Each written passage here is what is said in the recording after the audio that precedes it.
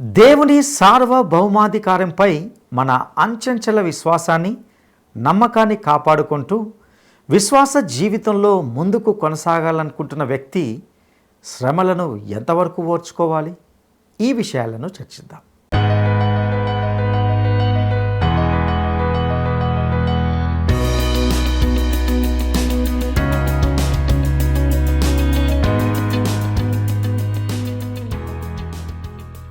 క్రీస్తునందు ప్రియమైన ప్రేమధార టీవీ వీక్షకులందరికీ మన రక్షకుడైన యేసు క్రీస్తు శక్తిగల నామంలో శుభములు తెలియజేస్తున్నాం. నేటి మన ధ్యాన భాగంగా యోబు గ్రంథము 2వ అధ్యాయాన్ని ధ్యానించుకోబోతున్నాం. యోబు గ్రంథము శ్రమలను ఎదుర్కొనే వ్యక్తి యొక్క అంచంచల విశ్వాసానికి ఒక అద్భుతమైన సాక్ష్యమని చెప్పవచ్చు. యోబు కథ దేవుని ప్రణాళికపై నమ్మకం ఉంచడానికి, దీవెనలు కష్టాలను జీవితంలో ఒక భాగమని అంగీకరించడానికి మనల్ని ఎంతగానో ప్రేరేపిస్తుంది. ఈ పాఠంలో మనము గమనించబోయే విషయం ఏమిటంటే, దేవుని కుమారులు అనగా దేవదూతలు ప్రభువు ఎదుట ఒకరోజు నిలిచారు. సాతాను కూడా వారితో కూడా వచ్చాడు. దేవుడు సాతాను యోబు గురించి రెండవసారి చర్చిస్తారు. దేవుడు యోబు సమగ్రతను నొక్కి చెప్పాడు. తీవ్రంగా నష్టపోయినప్పటికీ యోబు పాపం చేయలేదని, తనను నిందించలేదని దేవుడు చెప్పాడు. యోబు యొక్క విశ్వాసం గురించి వైకల్యం చెందిన సాతాను యోబు యొక్క ఆరోగ్యం క్షీణిస్తే అతడు తప్పకుండా దేవుని దూషిస్తాడని దేవునితోనే సవాలు చేశాడు.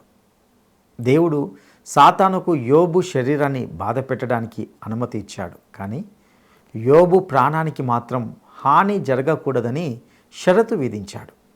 ఇక ఆ తర్వాత జరిగిన పర్యవసానాలను నేటి ఈ సందేశంలో తెలుసుకుందామా?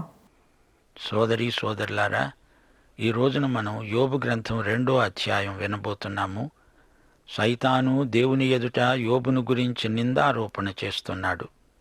దేవదూతలు యెహోవా సన్నిధిలో నిలవడానికి వచ్చిన మరో దినం తటస్థించింది. వారితో కూడా అపవాది యెహోవా సన్నిధిలో నిలవటానికి వచ్చాడు. యెహోవా ప్రశ్నించాడు, అపవాది, నీవు ఎక్కడి నుంచి వస్తున్నావు? అపవాది అన్నాడు, భూమిలో అటూ ఇటూ తిరుగులాడుతూ అందులో సంచరిస్తూ వచ్చాను.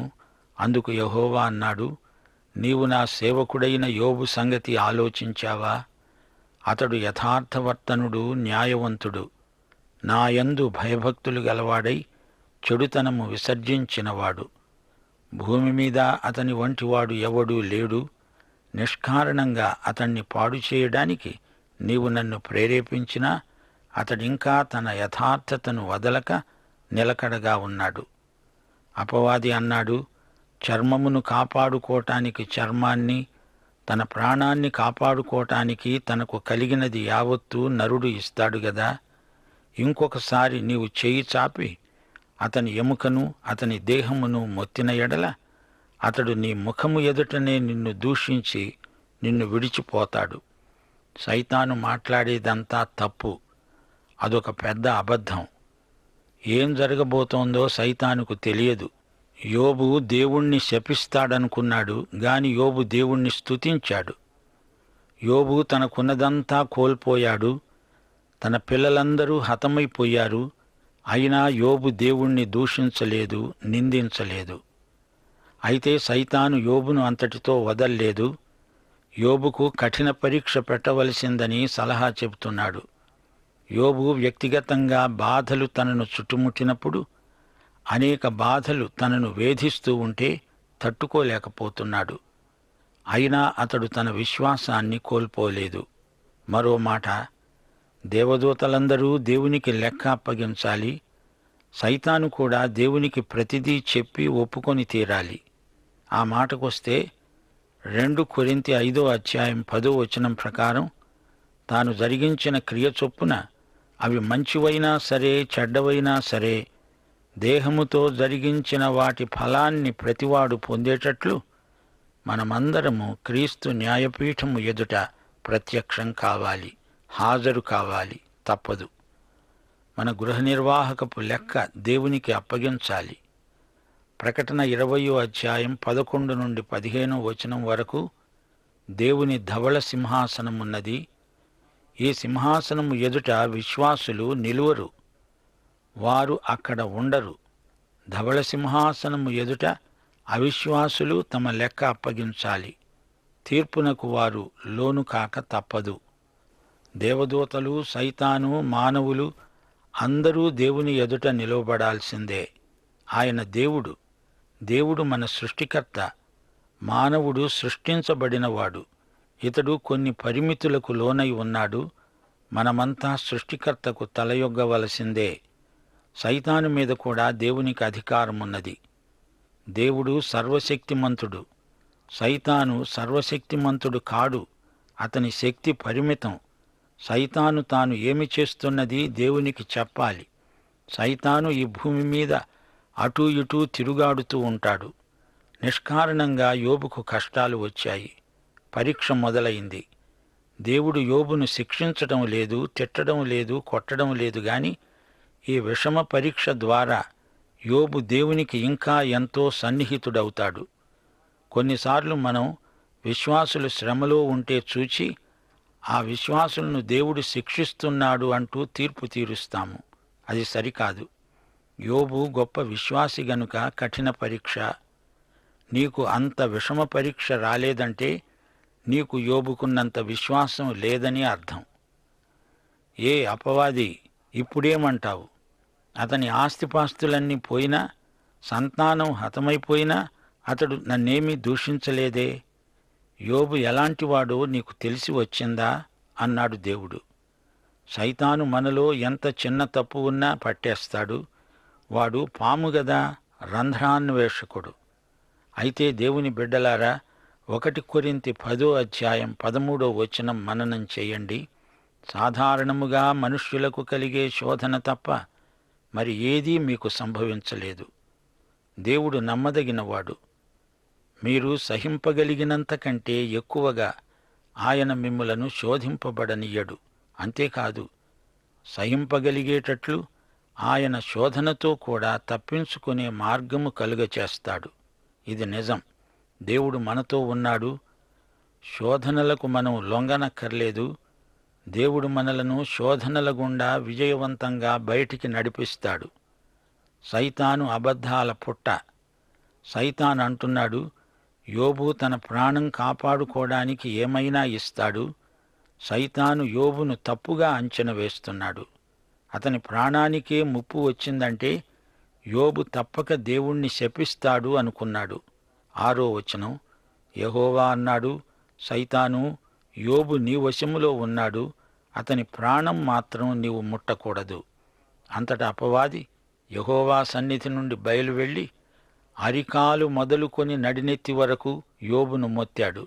అతడు ఒళ్ళు గోక్కోడానికి చిల్లపెంకు తీసుకొని బూడిదలో కూర్చుండగా అతని భార్య వచ్చి అన్నది, నీవు ఇంకా నీ యథార్థతను వదలవా? దేవుణ్ణి దూషించి మరణించు. అందుకు యోబు అన్నాడు, మూర్ఘురాలు మాట్లాడేటట్లు నీవు మాట్లాడుతున్నావు. మనము దేవుని వలన మేలే అనుభవించాలా, కీడు అనుభవించతగదా? ఈ సంగతులలో ఏ విషయమందు యోబు నోటి మాటతోనైనా పాపము చేయలేదు. ఈసారి యోబు శరీరారోగ్యం పూర్తిగా పాడైపోయింది. ప్రియ శ్రోతలారా, గ్రహించండి. యోబుకు దేవుని గుర్తింపు పొందిన కఠిన పరీక్ష పెట్టబడింది. ఈ పరీక్ష ద్వారా యోబు విశ్వాస బలం ఏపాటిదో రుజువవుతుంది. అంతేకాదు, అతనికి మంచి క్రమశిక్షణ అలవడుతుంది. యెషయా 55:9 మన హృదయాలపై ముద్రించుకోవాలి.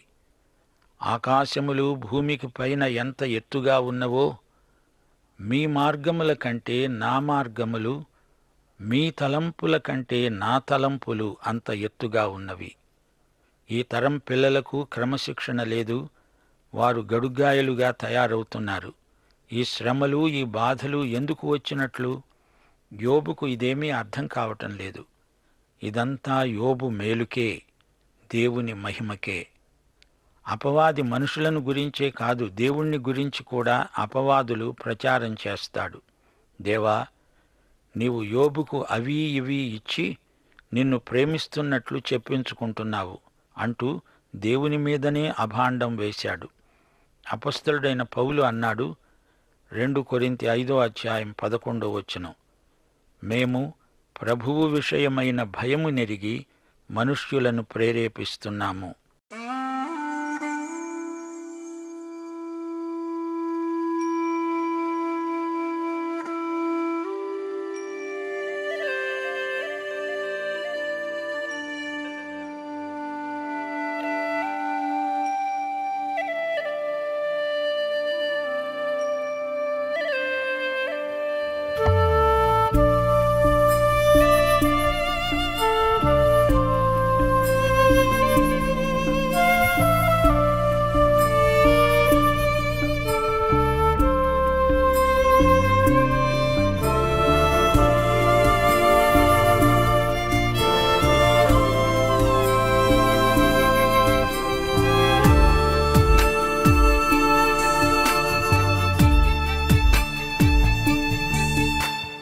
నిత్య ప్రేమతో నన్ను ప్రేమించిన్, నిత్య ప్రేమతో నన్ను ప్రేమించిన్, తల్లి ప్రేమను మించినదే,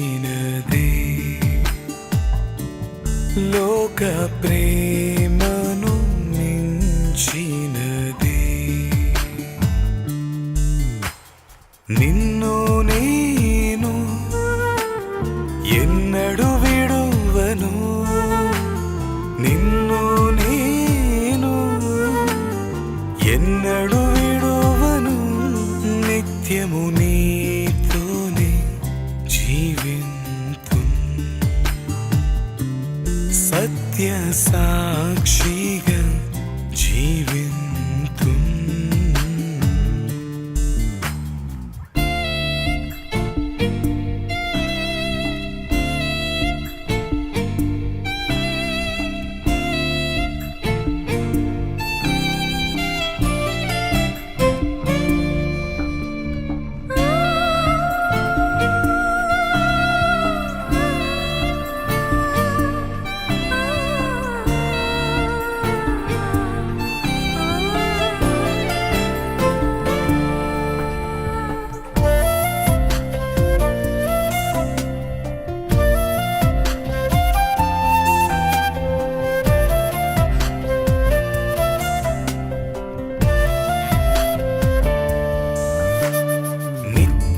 రక్షణతో నన్ను రక్షించిన్, నిత్య రక్షణతో నన్ను రక్షించిన్, ఏక రక్షకుడు యేసే, లోక రక్షకుడు యేసే. నీ చిత్తమును చేయుటకై, నీ పోలికగా ఉండుటకై, నీ చిత్తమును చేయుటకై, నీ పోలికగా ఉండుటకై, నా సర్వము నీకే అర్పింతున్, పూర్ణానందముతో నీకే అర్పింతున్.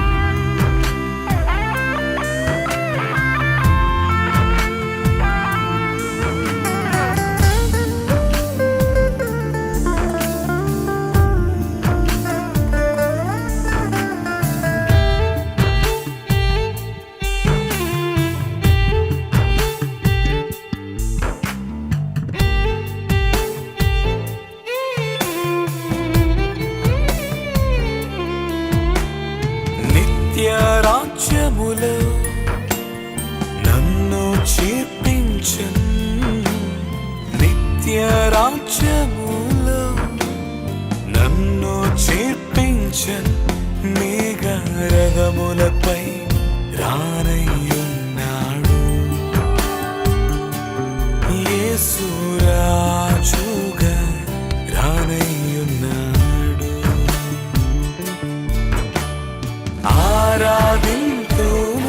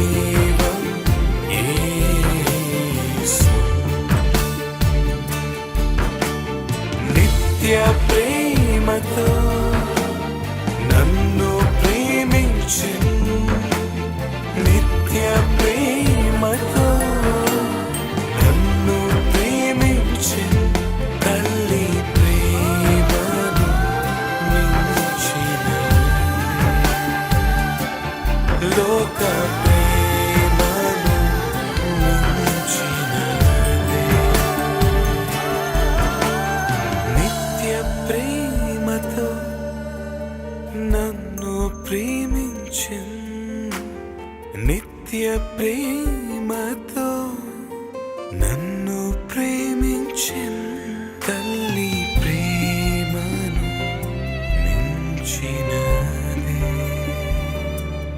లోక ప్రేమను మించిన. ఇంతకు యోబుకు వచ్చిన వ్యాధి ఏమిటి? వీపు దొరద, చిల్లపెంకుతో గోక్కుంటున్నాడు. అతని ఒంటి నిండా కురుపులు, పుండ్లు, శరీరమంతా దురద, చర్మం వాచిపోయింది.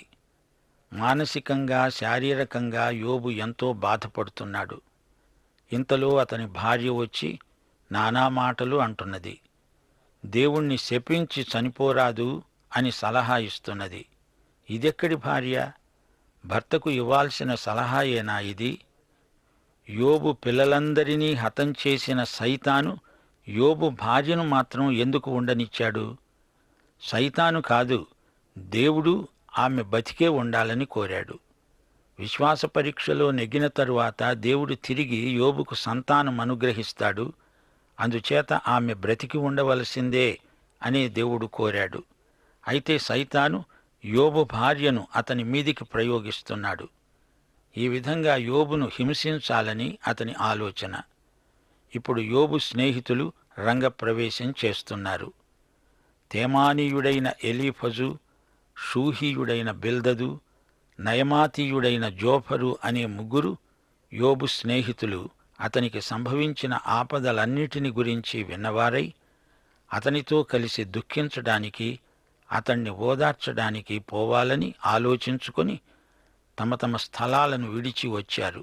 వారు వచ్చి దూరంగా నిలువబడి కన్నులెత్తి చూచినప్పుడు అతణ్ణి పోల్చుకోలేక తమ వస్త్రాలను చించుకొని ఆకాశము తట్టు తమ తలల మీద ధూళి చల్లుకొని ఎలుగెత్తి ఏడ్చారు.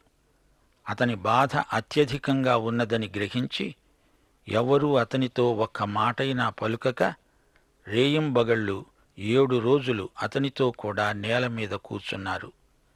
యోబు భార్య వచ్చి సూటిపోటీ మాటలని అతని యథార్థతను ప్రశ్నించింది. ఇప్పుడు అతని స్నేహితులు వచ్చి, యోబు, నీ యథార్థత ఏపాటిది అంటూ ఉపన్యాసాలు చేయబోతున్నారు. ఇప్పుడు ముగ్గురు స్నేహితులు మనకు పరిచయం అవుతున్నారు. ఎలీఫజు ఎవరు? ఇతడు తేమానీయుడు. తేమాను ఏశావుకు మనుమడు. ఆదికాండం 36 అధ్యాయం 10-11 వచనాలలో ఈ పేరు ఉంది. బిల్దదు షూహీయుడు. షూహా అనేవాడు అబ్రహాముకు పుట్టిన కొడుకు. ఈ పేరు ఆదికాండం 25 అధ్యాయం 2వ వచనంలో ఉంది. మరి జోఫరో? ఇతడు నయమాతీయుడు. నయమా అనే ప్రదేశం ఉత్తర అరేబియాలో ఉంది. ఈ దాఖలాను బట్టి యోబు ఆది గోత్రకర్తల కాలానికి చెందినవాడని మనము నిర్ధారణ చేయగలం. యోబు నివసించిన ప్రాంతం కూడా ఏదో గుర్తించటానికి ఈ వివరాలు ఎంతగానో సాయపడతాయి. అయినా ఆ ప్రదేశం అసలు ఎక్కడ ఉందో ఈ రోజున నిర్దిష్టంగా చెప్పలేము. ఈ ముగ్గురు స్నేహితులు ఎందుకు వచ్చారట? యోబుతో కలిసి ఏడవటానికి, సంతాపం చెందటానికి, సానుభూతిని ప్రకటించటానికి వారు వచ్చారు. ఈ ముగ్గురు స్నేహితులు ఇంతవరకు యోబుకు ఎంతో సన్నిహితంగా ఉన్నారు. అయితే ప్రస్తుత పరిస్థితిలో అతడు దయనీయంగా బాధలకు గురై శ్రమలు అనుభవిస్తూ ఉంటే ఇప్పుడు వీరు యోబుకు దూరమైపోతున్నారు. ఇదెక్కడి విడ్డూరం? అసలు సంగతి ఏమిటంటే ఈ వేదాంతులు దేవుణ్ణి ఎరిగిన వారు కారు. దేవుడు ఏ కార్యాలు ఎందుకు చేస్తాడో వారికి బొత్తిగా తెలియదు. వేదాంతం గంటల తరబడి ఉపన్యాసమిస్తారు. ఇతరులకు కష్టాలు ఎందుకు వస్తాయి, ఎందుకు ప్రమాదాలు దేవుని బిడ్డలకు కలుగుతాయి అనే సంగతులు ఎరుగని వారు బాధితులను విమర్శించకూడదు, వారికి తీర్పు చెప్పకూడదు. దేవుని చర్యలను ఎరుగని వారు దేవుడు ఎందుకు చేశాడంటే అంటూ చెప్పడానికి హక్కు లేదు. తెలియనప్పుడు మెదలకుండా నోరు కదపకుండా ఉంటే మంచిది. యోబు స్నేహితులు తమకు అంతా తెలిసినట్లే ప్రసంగిస్తున్నారు. శుష్క వేదాంతాలు, వ్యాఖ్యానాలు యోబుకు ఆదరణ కలిగించకపోగా అతణ్ణి ఇంకా బాధపెట్టాయి. ఈ ముగ్గురు స్నేహితుల వాలకం చూడండి. తమ స్నేహితుణ్ణి చూచి పరామర్శించి వెడదామని వచ్చారు గదా. కాని ఇంత ఘోరమైన స్థితిని వారు ఊహించి ఉండలేదు. అంతకు ముందు ఎన్నోసార్లు వీరు యోబు గృహాన్ని సందర్శించడానికి వచ్చారు. ఎంత వైభవం, ఎలాంటి ఐశ్వర్యం! మరిప్పుడో ఏమిటి ఘోరం, ఎందుకీ దుస్థితి? అప్పటి యోబేనా ఇతడు? ఇల్లు లేదు, వాకిలీ లేదు, ఊరి బయట పెంట కుప్ప మీద పడి ఉన్నాడే. చిల్ల పెంకుతో జిలపుట్టిన చోట గీక్కుంటున్నాడు, గోక్కుంటున్నాడు. అంతా పోయింది. అయ్యయ్యో యోబు, ఏమిటి ఘోరం, ఎందుకిలా జరిగింది? దీనికి ఎవరు కారకులు? అందరూ యోబుతో కలిసి గోడుగోడున ఏడ్చారు, కన్నీరు కార్చారు. 7 రోజులు వారు ఒక్క మాట మాట్లాడలేదు. అలాగే నేల మీద కూచుండిపోయారు. వారు స్నేహితులు. 7 రోజులు ఎడతెగకుండా యోబుతో కలిసి ఏడ్చారు. అయినా వీరు యోబును ఏమాత్రమూ ఓదార్చలేకపోయారు. దీనికి 3 కారణాలున్నాయి. 1, వారికి దేవుడెవరో తెలియదు. 2, వారు యోబును సరిగా అవగాహన చేసుకోలేకపోయారు. 3, అసలు తమ ఆధ్యాత్మిక స్థితి ఏమిటో అది కూడా వారికి తెలియదు. ఈ 7 రోజులు వారు యోబును చాలా సునిశితంగా పరీక్షిస్తున్నారు, పరిశీలిస్తున్నారు. యోబును చూచి తలలూపుతున్నారు, ఆలోచిస్తున్నారు. వారు వేదాంతులు గదా, చాలా లోతుగా ఆలోచిస్తారు. వారు చింతనాపరులు. ఈ ముగ్గురు 3 విభిన్న దృక్కోణాలలో ఈ సమస్యను విశ్లేషణాత్మకంగా వివరించడానికి పూనుకున్నారు. చివరికి ఈ ముగ్గురు ఒకే నిర్ణయానికి వచ్చారు. అదేమిటంటే, యోబు భయంకరమైన పాపి అయి ఉండాలి, లేకపోతే ఈ శ్రమలు ఎందుకొస్తాయి? దేవుడు యోబును అతని పాపాలకు గాను ఈ విధంగా శిక్ష విధిస్తున్నాడు అని ఈ వేదాంతులు సిద్ధాంతీకరించారు. యోబు పశ్చాత్తప్తుడై దేవుణ్ణి వేడుకుంటే మళ్లీ క్షేమం, భద్రత చేకూరి హాయిగా బతుకుతాడు అనేది వారి తుది నిర్ణయం. ఈ వ్యాఖ్యానాలకు, వక్రభాష్యాలకు యోబు తట్టుకోలేకపోయాడు. వారు తనకు తీర్పరులై తలలు పంకిస్తూ ఏమేమో ధర్మపన్నాలు పలుకుతున్నారు. ఇదిగో సోదరుడా యోబు, నీవు పాపంలో జీవించావు గదూ, నీవేదో గొప్ప భక్తుడివి అనుకున్నాము, నీదంతా నటన, ఇప్పుడు నీ పాపమంతా బయటపడింది. ఈ మాటలు యోబును బల్లేల్లాగా, శూలాల్లాగా పొడుస్తున్నాయి. ఎన్ని శ్రమలైనా భరించగలడు గాని ఈ అపనిందలు మరీ దుర్భరం. ఇప్పుడు చర్చలు మొదలయ్యాయి. మొదట యోబు మాట్లాడుతున్నాడు. 3వ అధ్యాయంలో యోబు హృదయవేదన వెల్లడించబడింది. సోదరీ సోదరులారా, వింటున్నారా? దేవుని అనుమతి లేకుండా సైతాను మనుషులను ఏమీ చేయలేడు. అయితే దేవుడు సైతానుకు ఎందుకు అనుమతి ఇస్తాడు? ఇందులో దేవుని జ్ఞానం ఉంది. మనకిది అర్థం కాదు. సంగతులు మరుగు చేయటం దేవునికి ఘనత. సైతానుకు అదని చిక్కితే చాలు, మనుషులను మహాఘోరంగా, విపరీతంగా హింసిస్తాడు. యోబు శరీరమంతా మంట, దురద, యాతన. ఈ రోగం వల్ల యోబు చెప్పరానంత బాధ అనుభవించాడు. యోబు నెత్తిన బూడిద పోసుకున్నాడు. నా జీవితమంతా బూడిద అయిపోయిందని విలపిస్తున్నాడు. యోబు భార్య వాదం విన్నారా? నీ యథార్థత, నీ భక్తి, నీ కష్టాలను, నష్టాలను అడ్డుకోలేకపోయినప్పుడు ఇక వాటి వల్ల లాభమేమిటి అంట. దేవుణ్ణి తిట్టిపోసి చచ్చిపో. నేను విధవరాలినైనా నలుగురి సానుభూతి ఉంటుంది. నీవు భర్తవై బతికి ఉండి నాకేమి లాభం? శ్రీమతి యోబు సైతాను మాటలే పలుకుతున్నది. సైతానే ఈ వాదం ఆమెకు నేర్పాడు. ఆత్మహత్య చేసుకో అనటం లేదు. దేవుణ్ణి నీవు తిట్టాలి, దేవుడు నిన్ను చంపాలి, అది ఆమె కోరిక. ఈ 2వ అధ్యాయంతో సైతాను పాత్ర ముగిసింది. సోదరీ సోదరులారా, యోబు సహనం ఎంతో ప్రశంసనీయమైనది. యోబు విశ్వాస పరీక్షలో నెగ్గాడు. ఇంతటితో నేటి పాఠం సమాప్తం. ప్రభు అయిన యేసుక్రీస్తు వారి దివ్య కృప, తండ్రి అయిన దేవుని పరమ ప్రేమ, పరిశుద్ధాత్మ యొక్క అన్యోన్య సహవాసము మనకందరికీ సదాకాలము తోడై ఉండునుగాక. ఆమేన్.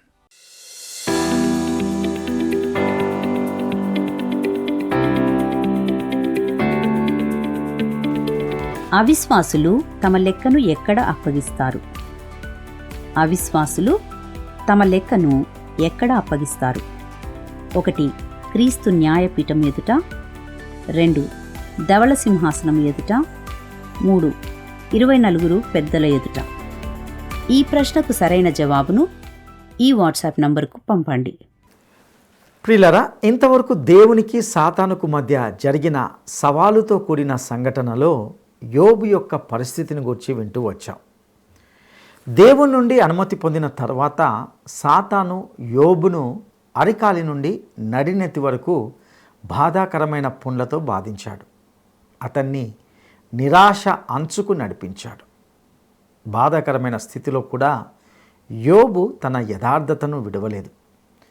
యోబు దయానీయ స్థితిని విన్నటువంటి అతని 3 స్నేహితులైన ఎలీఫజు, బిల్దదు మరియు జోఫరు అతన్ని ఓదార్చడానికి, అతనికి అండగా నిలవడానికి వచ్చారు. ఇక్కడ దేవుడు సాతాన్ను యోబు విశ్వాసాన్ని మరోసారి పరీక్షించడానికి అనుమతిస్తాడు. అతని ఓర్పుకు ఉన్న సరిహద్దులను తొలగిస్తాడు. ఈ కథనంలోకి మనము లోతుగా వెళ్తే యోబు యొక్క దృఢ విశ్వాసం, అతని భార్య ప్రతిస్పందన, అతన్ని ఓదార్చడానికి వచ్చినటువంటి అతని 3 స్నేహితుల పరిచయం ఇందులో మనకు కనిపిస్తుంది. యోబు యొక్క భార్య స్పందన అతని విశ్వాసానికి భిన్నంగా ఉంటుంది. అతని భార్య సూచన ఎలా ఉన్నప్పటికీ యోబు మాత్రం తన యథార్థతను కొనసాగిస్తాడు.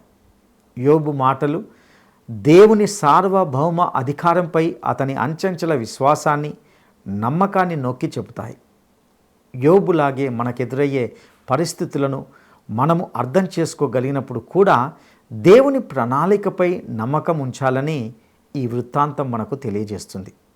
పరీక్షా సమయంలో, శోధన సమయంలో దేవుని పట్ల మన సమగ్రతను, విశ్వాసాన్ని కాపాడుకోవడం చాలా ముఖ్యం.